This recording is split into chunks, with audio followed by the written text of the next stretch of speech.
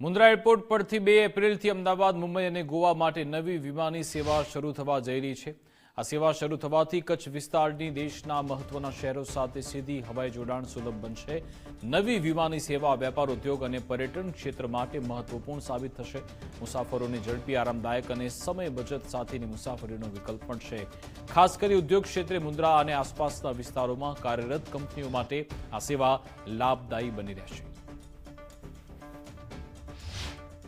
કચ્છ માટે એક ગર્વની વાત છે કે વિસ્તારની દ્રષ્ટિએ ખૂબ જ મોટું એવું કચ્છ જ્યારે 2 એપ્રિલના મુન્દ્રા એરપોર્ટ કાર્યરત થઈ રહ્યું છે ત્યારે કચ્છના ઇતિહાસમાં આ 3જું એરપોર્ટ મળવા જઈ રહ્યું છે અને 2 એપ્રિલથી મુન્દ્રાથી અમદાવાદ, મુંબઈ અને ગોવા જેવા સ્થળોએ